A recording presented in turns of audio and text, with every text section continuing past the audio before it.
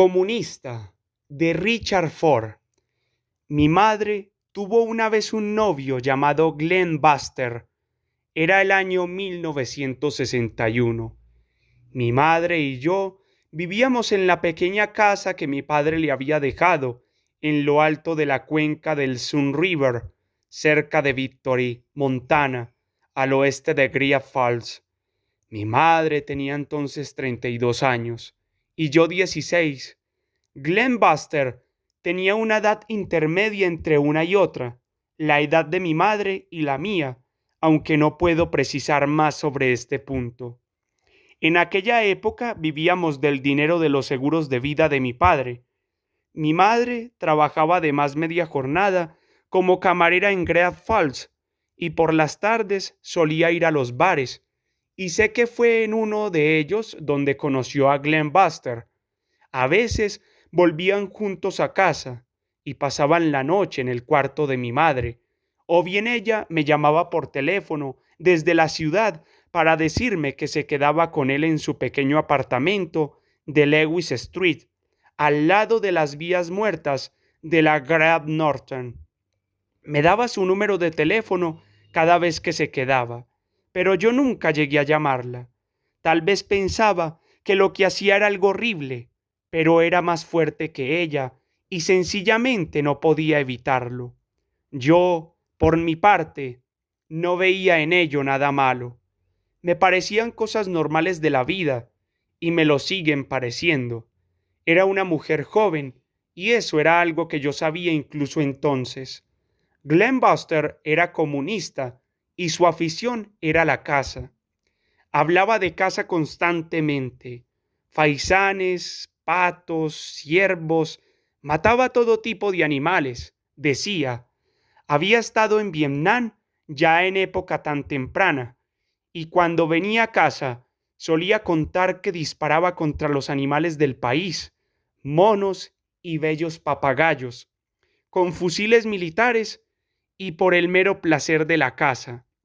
Mi madre y yo no sabíamos entonces lo que era el Vietnam, y Glenn, cuando se refería a ese país, hablaba simplemente del Extremo Oriente.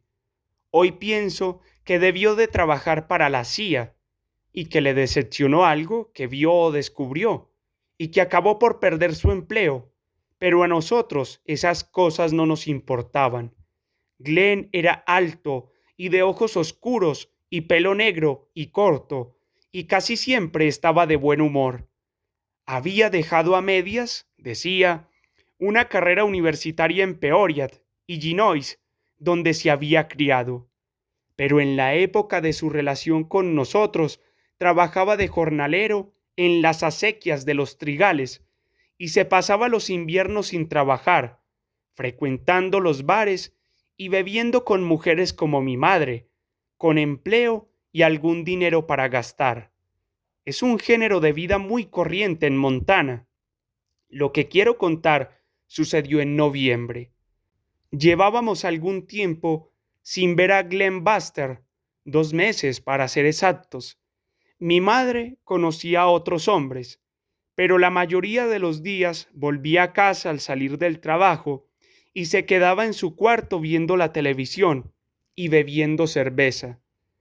En cierta ocasión le pregunté por Glenn y ella se limitó a decirme que no sabía dónde estaba, y yo supuse que habían tenido una pelea y que se había puesto en la carretera rumbo a Illinois o Massachusetts, donde decía que tenía parientes. He de admitir que Glenn me gustaba. Siempre tenía algo en mente.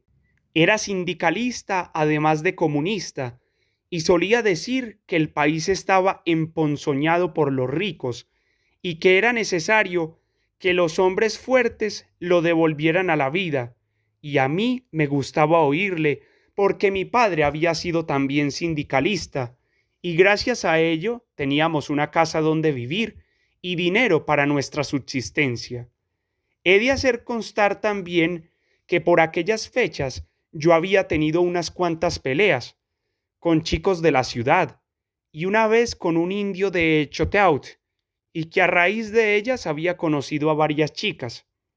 Así que no quería que mi madre pasara tanto tiempo en casa por las noches y deseaba que Glenn volviera o que entrara en escena otro hombre que la entretuviera en otra parte.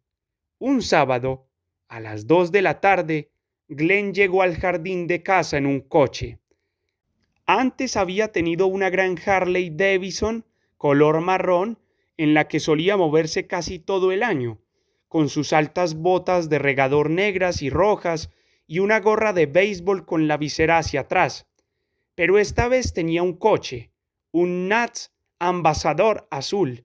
Mi madre y yo salimos al porche cuando el Nats se paró entre los olivos que mi padre había plantado como cortaviento, y en la cara de mi madre vi una expresión de fastidio. Empezaba a llegar la época fría. La nieve coronaba ya el Fairfield Bench, pero aquel día soplaba el Chinook y parecía un día de primavera, pese a las invernales nubes azul y plata que empezaban a poblar el cielo por encima del Divided. Parece que hace siglos que no te vemos, dijo mi madre con frialdad. Mi hermana pequeña, la retrasada, ha muerto, dijo Glenn, de pie junto a la puerta del coche.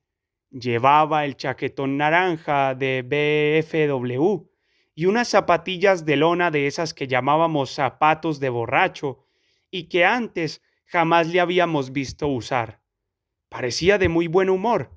La enterramos en Florida, cerca de casa. Buen lugar, dijo mi madre, en tono de ser la parte objeto de agravio. Quiero llevarme al chico a cazar, Aileen, dijo Glenn. Han bajado bandadas de gansos de las nieves, pero tenemos que darnos prisa, porque mañana alzarán el vuelo hacia Idaho. ¿No le apetece ir?, dijo mi madre. Sí me apetece, aseguré yo, y la miré. Mi madre me miró frunciendo el ceño. ¿Por qué? Necesitas una razón, dijo Glenn Buster y sonrió. Quiero que me des alguna, dijo mi madre. Me miraba de un modo extraño. Creo que Glenn está borracho, Les. No, ahora no bebo, dijo Glenn, lo cual era difícil de creer. Nos miró a ambos, y mi madre se mordió el labio inferior y me miró fijamente para hacerme saber que pensaba que le estaban jugando una mala treta y que no le hacía la menor gracia. Mi madre era muy guapa, pero cuando se ponía furiosa, sus facciones se endurecían y ya no parecía tan guapa. Muy bien, entonces que haga lo que le dé la gana, dijo, como si no se dirigiera a nadie en particular. Que case, que mate, que mutile. Su padre también lo hacía.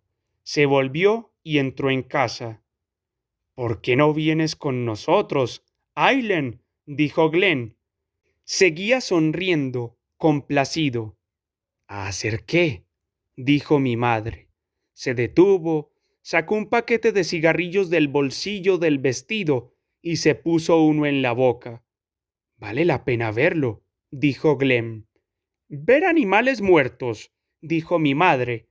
Son gansos que vienen de Siberia, Aileen, dijo Glenn. No son gansos normales. Luego quizá os invite a cenar. ¿Qué dices? ¿Sí? ¿Con qué?, dijo mi madre. Yo, la verdad, no sabía por qué estaba tan furiosa con él. Me habría parecido lo lógico que se alegrara de verle, pero de pronto parecía odiar todo lo relacionado con Glenn Buster. Tengo algo de dinero, dijo Glenn. Deja que esta noche lo gaste invitando a una chica guapa. Suerte tendrás si la encuentras, dijo mi madre y se volvió hacia la puerta de la casa. Ya he encontrado una, dijo Glenn Buster, pero la puerta se había cerrado dando un portazo y Glenn me miró con una expresión extraña, que hoy interpreto como de impotencia. Yo, por mi parte, no veía el medio de hacer que nada cambiara. Mi madre iba en el asiento trasero del Nas de Glenn y miraba por la ventanilla.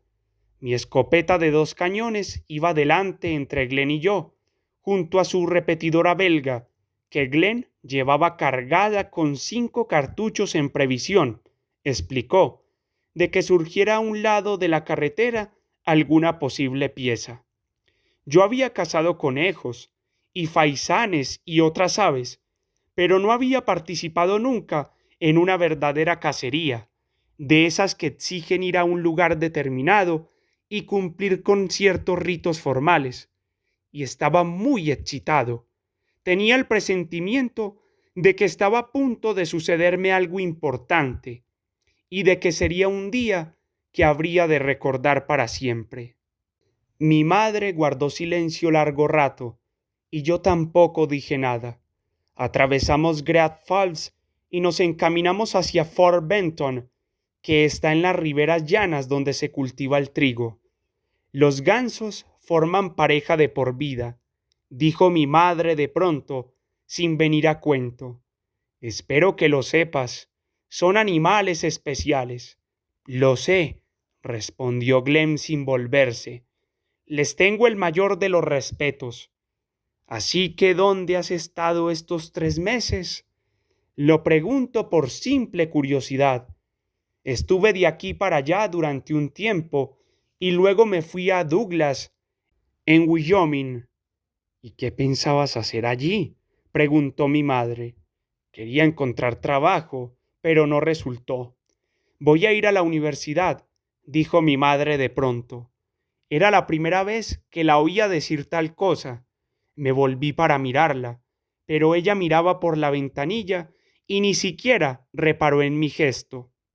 Sabía francés en un tiempo, dijo Glenn.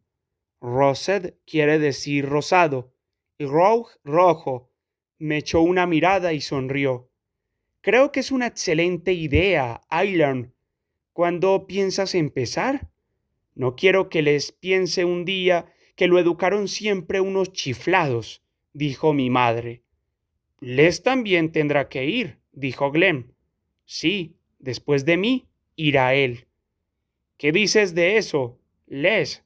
Preguntó Glenn, sonriendo. Dice que estupendo, dijo mi madre. Estupendo, dije yo. Glenn Buster nos llevó a la alta pradera llana, llena de campos arados para la siembra del trigo, desde donde se divisaba al este una altísima cadena de montañas, precedida por una hilera de colinas bajas. Era, recuerdo, un día de una amplia gama de azules en el cielo, y a lo lejos divisábamos también la pequeña ciudad de Floweret y la autopista del estado que pasaba ante ella y conducía a Fort Benton y a la central eléctrica. Surcamos la alta pradera y nos adentramos por un camino embarrado con vallas a ambos lados, y cuando hubimos recorrido unos 5 kilómetros, Glenn pisó el freno y dijo que habíamos llegado. Bien, dijo, mirando por el retrovisor a mi madre. ¿Jurarías que no hay nada en estos parajes? Me equivoco. Estamos aquí, dijo mi madre. Tú nos has traído. Te alegrarás de haber venido, dijo Glenn, y me dio la impresión de que sabía lo que decía. Yo había mirado en torno y no había visto nada, ni arroyos, ni árboles, ni nada que hiciera suponer que era un buen lugar para la casa. Solo tierra baldía. Hay un gran lago allá, dijo Glenn. No puedes verlo desde aquí porque está en un terreno bajo, pero los gansos están en el lago, verás. Muy parecido a la luna todo esto, ya me he dado cuenta, dijo mi madre. Solo que peor. Miraba fijamente las planicies aradas como si hubiera visto algo concreto y quisiera saber más acerca de ello. ¿Cómo descubriste este lugar? Vine una vez en la temporada del trigo, dijo Glenn. ¿Y el propietario te dijo que vinieras a cazar cuando te apeteciera y que trajeras a tus amigos? Vamos, dime qué es eso. La gente no debería poseer tierras, dijo Glenn. Todos deberíamos tener derecho a utilizarlas. Les, lo que Glenn va a hacer se llama caza furtiva, dijo mi madre. Solo quiero que lo sepas, porque es un delito perseguido por la ley. Si eres un hombre ya, habrás de hacer frente a las consecuencias. Lo que dices no es cierto, dijo Glen Buster. Aún ante el volante, miraba con aire taciturno el camino enfangado que se perdía en las montañas. Yo creía que era cierto lo que había dicho mi madre, pero no me importaba. En aquel momento no me importaba otra cosa que ver gansos sobre mi cabeza y abatirlos con mis disparos. Bien, yo no voy con vosotros, dijo mi madre. Prefiero las ciudades y ya he tenido bastantes problemas. Como quieras, dijo Glenn. Podrás verlos cuando alcen el vuelo sobre el lago. Es todo lo que quería. Les y yo vamos a cazar unos cuantos. Let's. Sí, dije yo. Eché mano a mi escopeta, que había sido de mi padre y pesaba como un muerto. Entonces vámonos ya, dijo Glenn, o se nos irá la luz. Nos bajamos del coche con las escopetas. Glenn se quitó las zapatillas de lona y se puso unas botas negras de regador que sacó del maletero. Luego saltamos la valla de alambre de espino y nos adentramos en el campo arado en dirección a ninguna parte.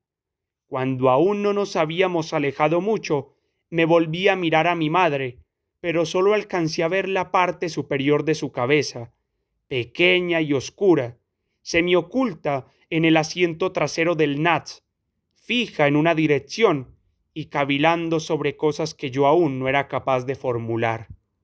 Camino del lago, Glenn se puso a hablarme.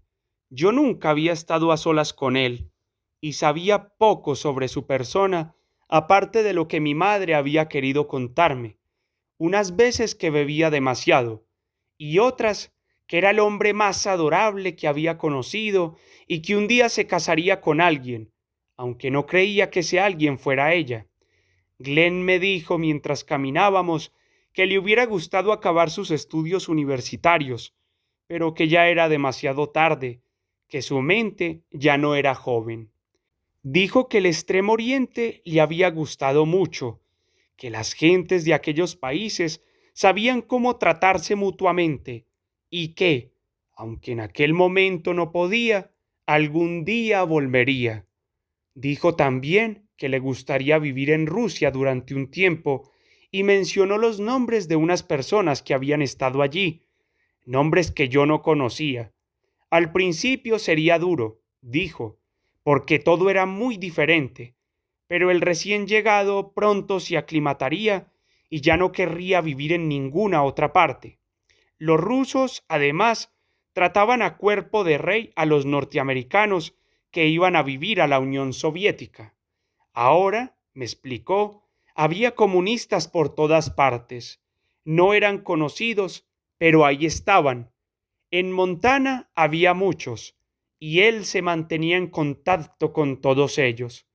Los comunistas estaban siempre en peligro, dijo, y él tenía que cuidar de su seguridad en todo momento. Glenn, al decirme esto, se echó hacia atrás un lado de su chaquetón de verano y me enseñó la culata de una pistola que llevaba bajo la camisa contra la piel desnuda. Hay gente que querría matarme ahora mismo, dijo, y también yo mataría a un hombre si lo creyera necesario.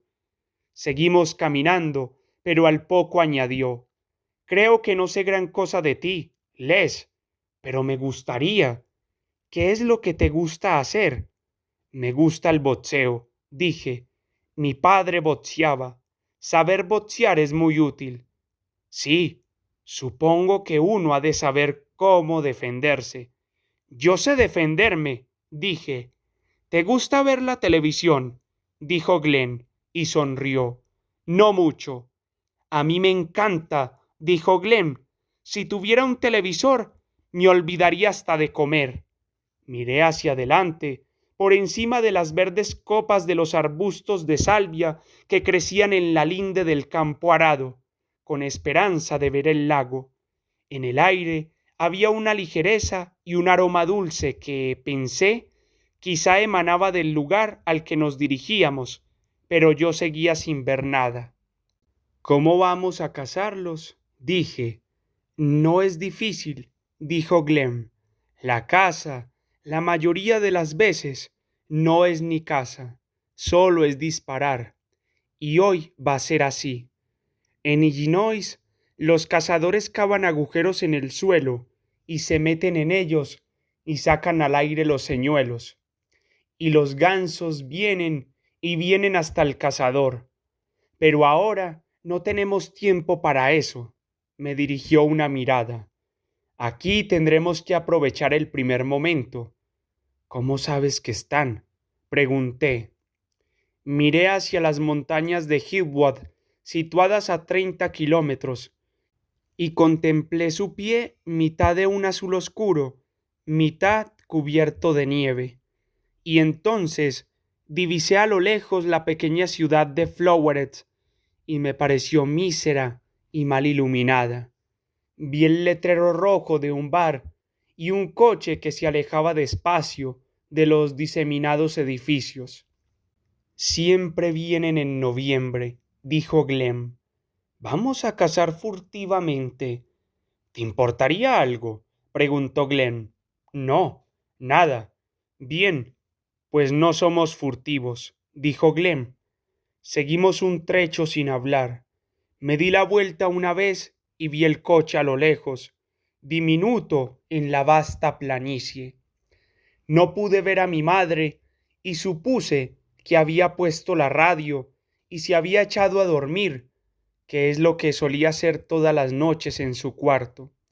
Más allá del coche, el sol iba descendiendo sobre las redondas cimas de las montañas del sudeste, y entonces caí en la cuenta de que cuando el sol se pusiera haría frío. Deseé que mi madre hubiera venido con nosotros, y por espacio de un instante pensé en lo poco que la conocía. Seguimos caminando unos 500 metros. Pasamos otra valla de alambre de espino, flanqueada de salvia, y seguimos otros 100 metros entre la grama y el euforbio, y de pronto el terreno se elevó hasta formar una especie de altozano artificial, levantado por algún granjero para proteger sus campos del viento. Entonces supe que el lago estaba un poco más allá, justo enfrente de nosotros. Hasta aquel momento me llegaba desde la ciudad el sonido de un claxon o el ladrido de un perro, pero de pronto el viento pareció cambiar y a partir de entonces solo oía los gansos. Multitud de ellos, a juzgar por el fragor, aunque no podía verlos.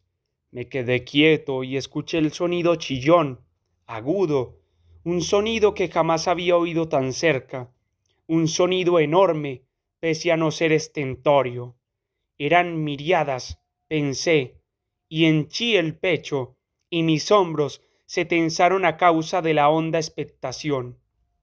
Era un sonido que le hacía a uno sentirse excluido de él y del resto del entorno, como si uno careciera de importancia en el gran concierto de las cosas. ¿Los oyes graznar? Preguntó Glenn. Había alzado la mano para hacer que me quedara quieto, y ambos escuchamos. ¿Cuántos crees que hay, Les? Así, por el oído. 100, más de 100. 5000, dijo Glenn. No te lo vas a creer cuando lo veas. Ve a echar una ojeada. Dejé la escopeta en el suelo, me dejé caer sobre la tierra y repté el terraplén arriba a través de la grama y los cardos, hasta que vi el lago y vi los gansos.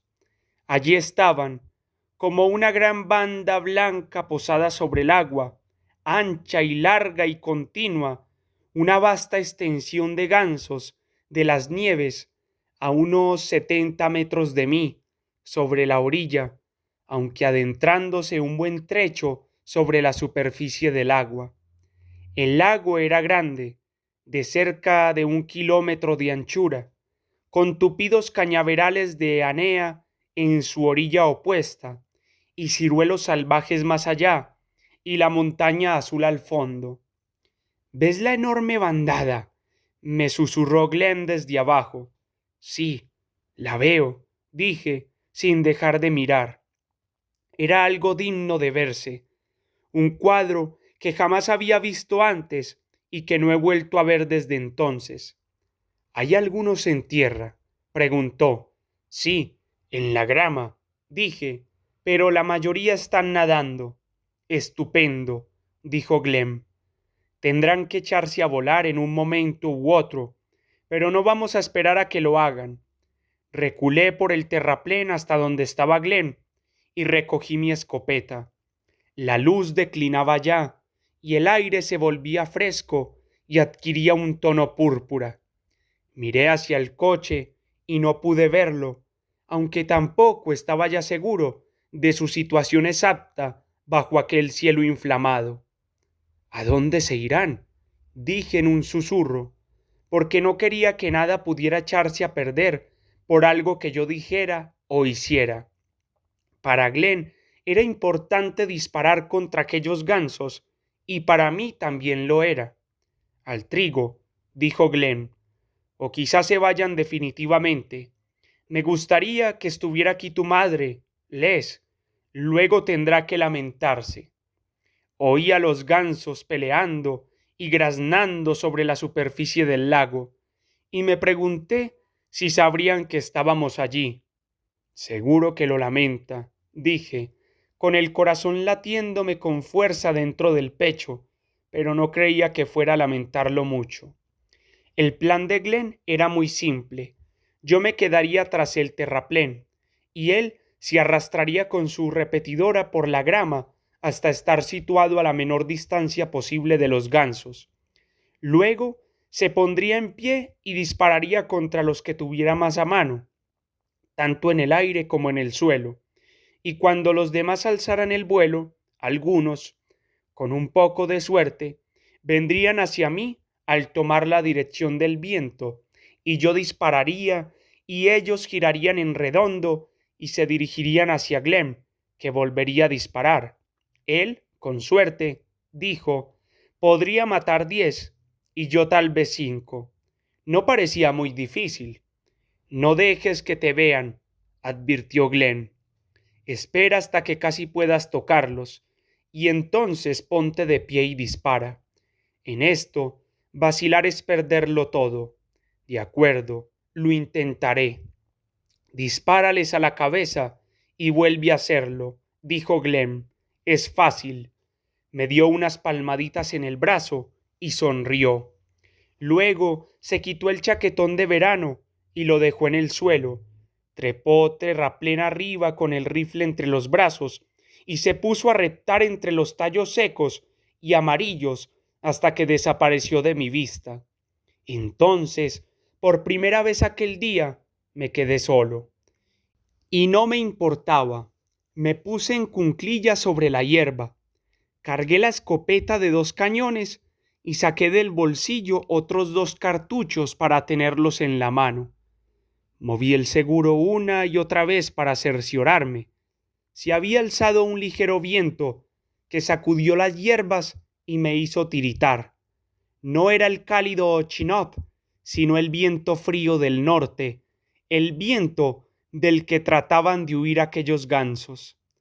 Pensé en mi madre, sola en el coche. Me pregunté cuánto tiempo seguiría yo con ella y hasta qué punto le afectaría mi partida. Y me pregunté cuándo moriría Glenn Buster y si moriría a manos de alguien, o si mi madre se casaría con él y cómo me sentiría yo en tal caso. Y sin saber por qué, se me ocurrió que Glenn Buster y yo, a la postre, jamás llegaríamos a ser amigos, porque no me importaba en absoluto si se casaba o no con mi madre.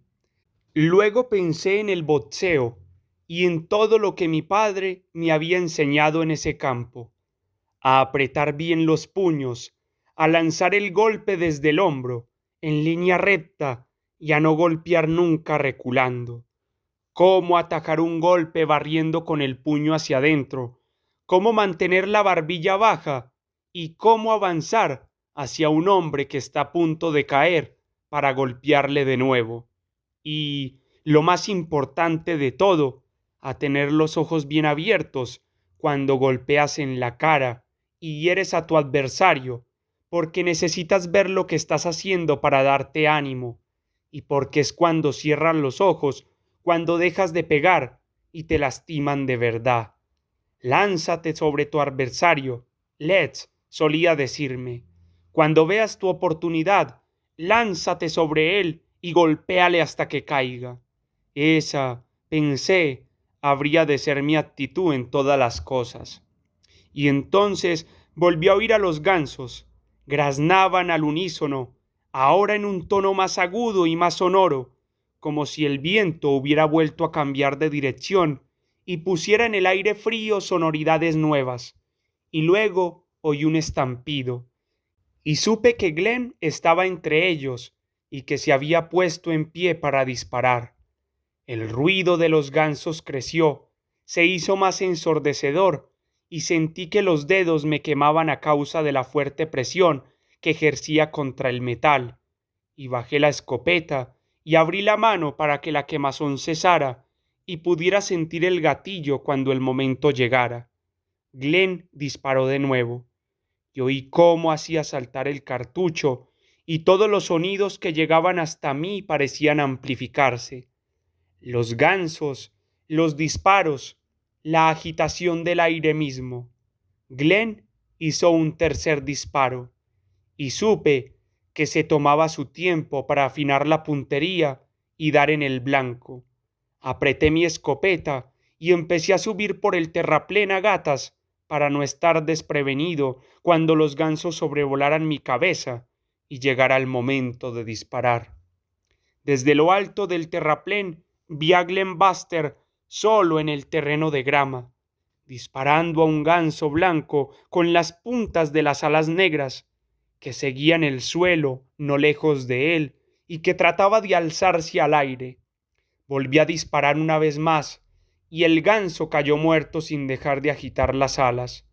Glenn se volvió para mirarme, y su cara tenía una expresión desencajada y extraña. El aire, a su alrededor, estaba lleno de blancos gansos en vuelo, y él parecía quererlos todos. «¡Detrás de ti, Les!», gritó señalando con el dedo. «¡Los tienes todos a tu espalda!». Miré hacia atrás, y el aire estaba lleno de gansos hasta donde se perdía la vista, gansos innumerables que avanzaban despacio, con las alas extendidas, batiéndolas calmosamente y anegando el cielo con su aguda algarabía, aunque sus graznidos no eran tan fuertes ni estridentes como yo había imaginado al esperarlos, y estaban tan cerca, a unos 10 metros, algunos de ellos. El aire en torno vibraba, y me llegaba el viento de su batir de alas, y me pareció que podría matar tantos como proyectiles salieran de mi arma, cientos, miles, y alcé la escopeta, apunté a la cabeza de un ejemplar blanco y disparé.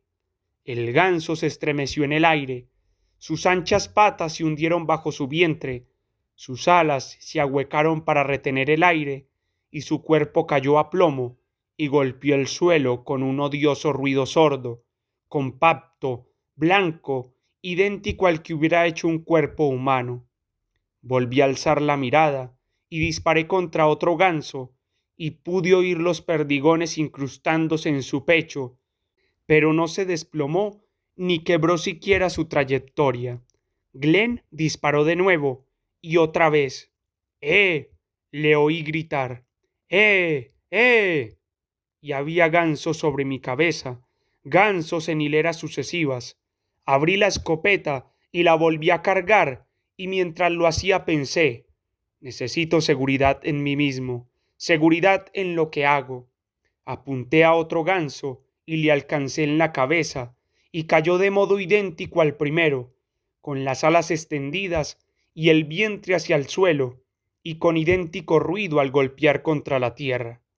Luego me senté en la hierba del terraplén y dejé que siguieran sobrevolando mi cabeza.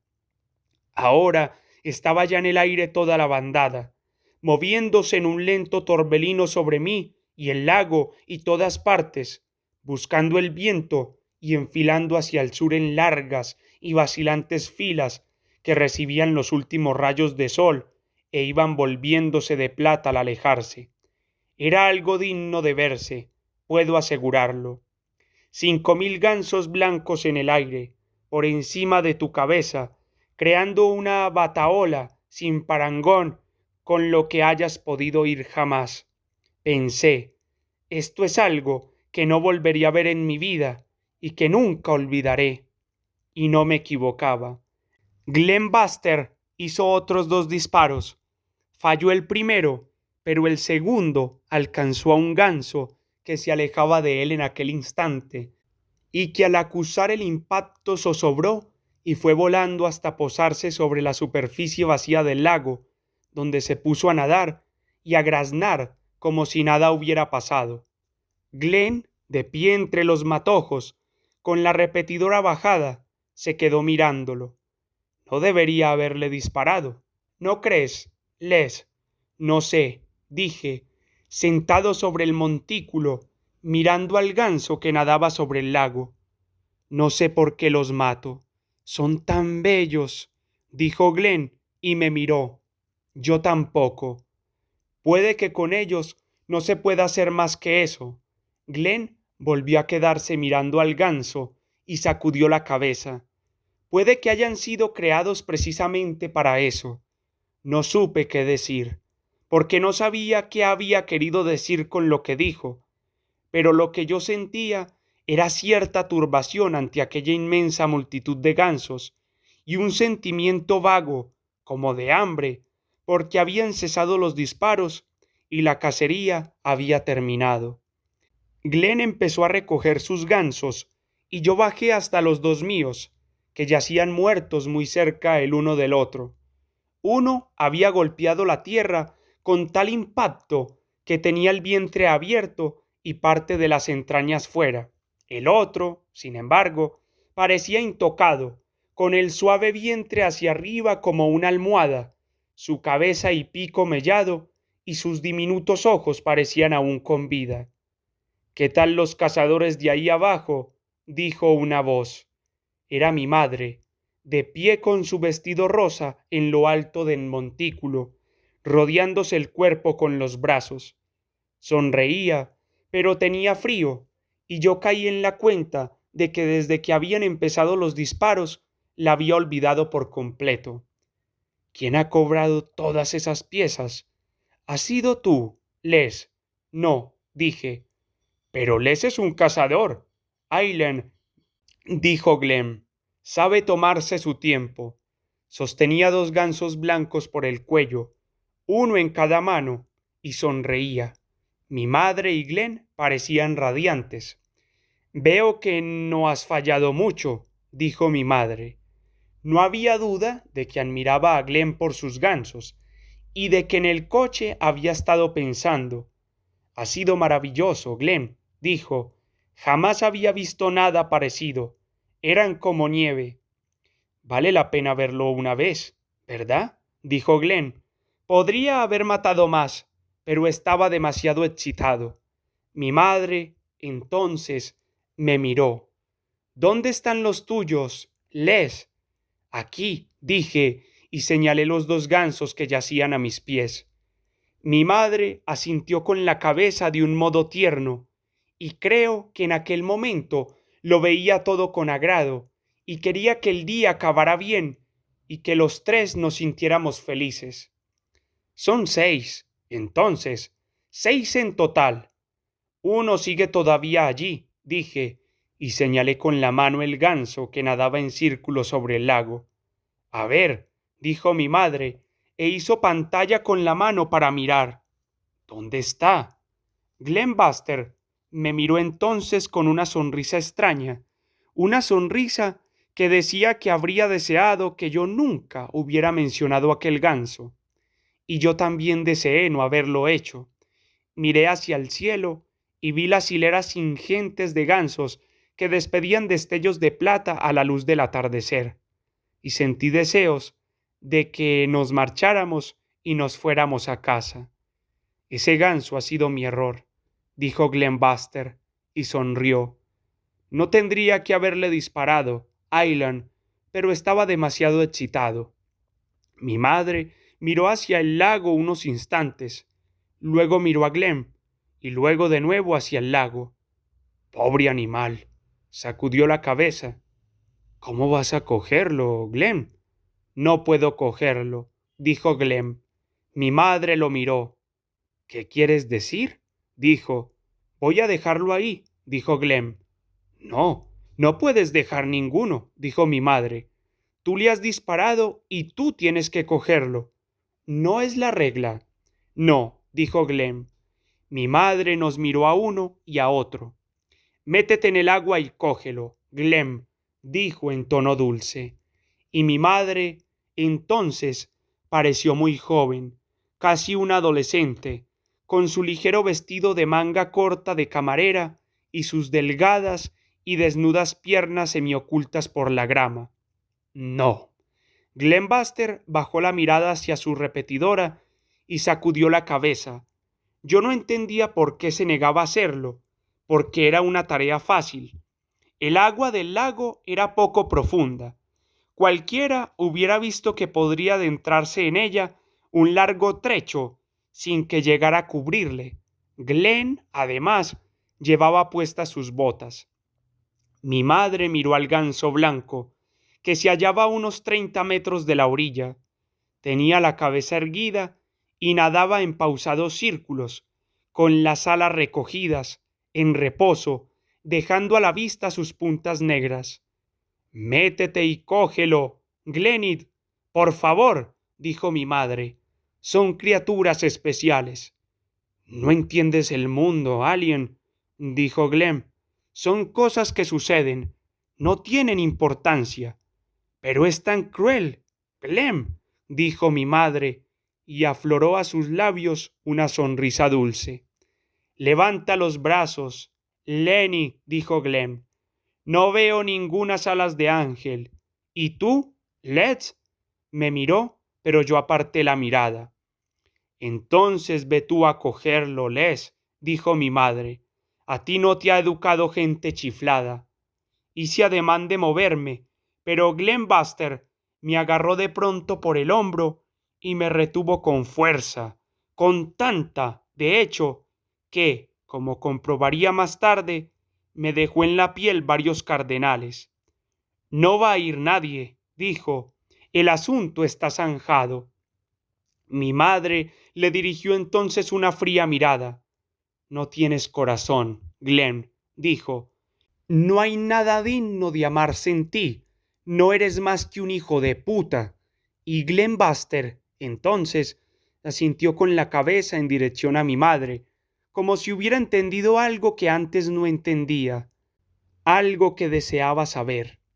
Muy bien, dijo, está muy bien. Sacó la pistola que llevaba pegada al abdomen, el gran revólver a su lado que yo antes había entrevisto y que, según dijo, servía para protegerlo, y apuntó al ganso con el brazo extendido, de frente, y disparó y falló el disparo. Luego disparó de nuevo y volvió a fallar. El ganso graznó. Disparó por tercera vez y dio en el blanco y el ganso quedó muerto, porque no hubo ningún chapoteo.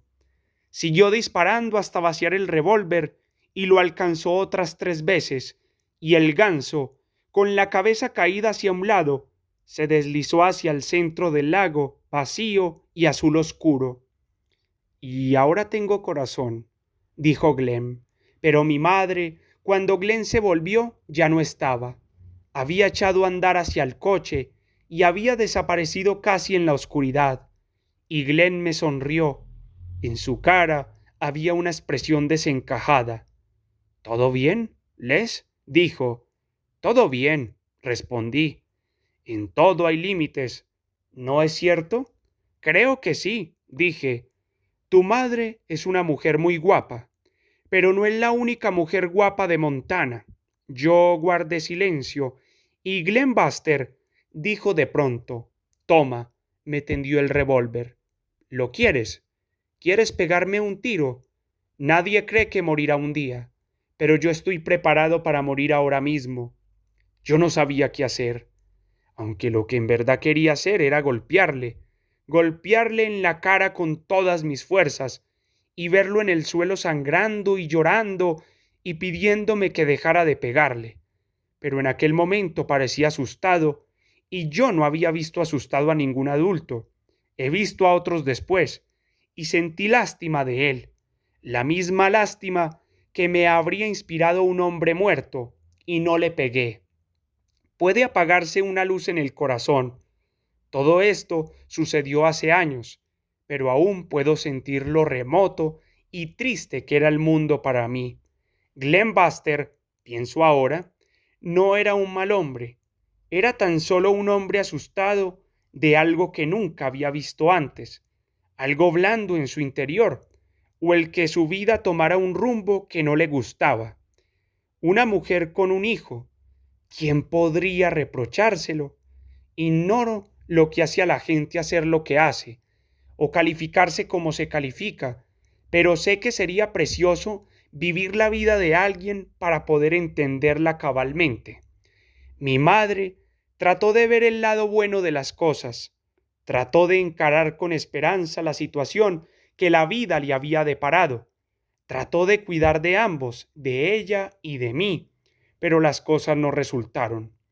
Aquel momento y el que siguió fueron una época extraña de su vida, un tiempo en el que hubo de adaptarse a ser adulta cuando se hallaba aún en el delgado vértice de todo. Demasiada conciencia demasiado pronto en la vida. Ese fue, creo, su problema. Y lo que yo sentí fue que en cierto modo fui empujado al mundo, a la vida real, a lo que no había vivido todavía. Un año después salí de casa para trabajar en una cantera, y de ahí pasé a trabajos en los que no se cobraba con pulcros talones, y jamás fui a la universidad. Y más de una vez he pensado en lo que mi madre me decía, que no me habían educado unos chiflados, y no sé qué querría decir con eso, o qué importancia tendría, a menos que quisiera decir que el amor es una mercancía fiable, lo cual tampoco es siempre cierto, como he podido comprobar. Aquella noche, en la madrugada, estaba yo acostado cuando oí que mi madre me decía: «Ven aquí fuera, Les, sal y mira esto». Salí al porche, descalzo y en ropa interior, y la temperatura era cálida, y había en el aire una neblina de primavera. Vi a lo lejos los faros de un autocar en la Fairfield que se dirigía hacia Great Falls, y oí a los gansos blancos que surcaban el cielo. Lanzaban sus graznidos agudos, semejantes a airados gritos, y aunque no podía verlos, volaban muy alto, parecían estar por todas partes. Y mi madre miró hacia el cielo y dijo: «¿Los oyes?». Me llegaba el olor de su pelo mojado después de la ducha. «Se van con la luna», dijo. «Esta región sigue siendo medio salvaje». Y yo dije: «Los oigo». Y sentí de pronto un frío en mi pecho desnudo, y se me erizó el vello de los brazos, como cuando se avecina una tormenta. Y durante unos instantes nos quedamos callados, escuchando. Cuando me casé con tu padre, sabes, vivíamos en una calle llamada Bluebird Canyon, en California, y me parecía la más bonita de las calles y el más bonito de los nombres. Supongo que nada te moldea tanto como el primer amor. No te importa que te diga esto, ¿verdad? Me miró esperanzada. No, dije. Debemos mantener viva la civilización de algún modo, dijo ella. Se cerró la pequeña bata, porque había en el aire un punto de frío, barrunto del viento gélido que habría de llegarnos con el nuevo día. Esta noche no me siento parte de las cosas. No importa, dije. ¿Sabes a dónde me gustaría ir? No, dije, y supongo que adiviné que estaba furiosa, furiosa con la vida, pero no quería que yo me diera cuenta. Al estrecho de Juan de Fuca. ¿No sería fabuloso? ¿Te gustaría a ti también? Sí, me gustaría. Y mi madre se quedó mirando a la lejanía unos instantes, como si pudiera ver el estrecho de Juan de Fuca en la distante línea de montañas, como si viera cobrar vida a las luces de las cosas, como si estuviera viendo un mundo nuevo. Sé que te ha gustado, dijo al cabo. Tú y yo soportamos muy fácilmente a los tontos. No me ha gustado demasiado, dije. En realidad me trae sin cuidado. Acabará estrellándose. Estoy segura, dijo, y yo no dije nada porque Glenn Buster ya no me importaba y no me apetecía hablar de él. ¿Me responderás si te pregunto una cosa? ¿Me dirás la verdad? Sí, dije, y mi madre entonces no me miró. ¿La verdad? De acuerdo, dijo. De acuerdo, dije. ¿Crees que sigo siendo muy femenina? Tengo 32 años. Tú no sabes lo que eso significa, pero ¿crees que soy femenina? Yo estaba de pie en el borde del porche, ante la hilera de olivos, mirando hacia lo alto, hacia la neblina del cielo, y no podía ver a los gansos, pero seguía oyendo su vuelo, y podía casi percibir el aire que se agitaba bajo sus alas blancas, y me sentí como se sentiría un hombre que está solo en un puente y ve venir el tren y sabe que tiene que decidir. Y dije, sí, lo creo. Y lo dije porque era la verdad. Y traté de pensar en otra cosa, y no presté atención a lo que mi madre dijo luego. ¿Cuántos años tenía entonces? 16. A los 16 años uno es joven, pero también puede ser un hombre adulto. Hoy tengo 41 años y pienso en aquel tiempo sin pesar, aunque mi madre y yo ya no volviéramos a hablar de aquel modo nunca, y yo no haya oído su voz desde hace tanto, tanto tiempo.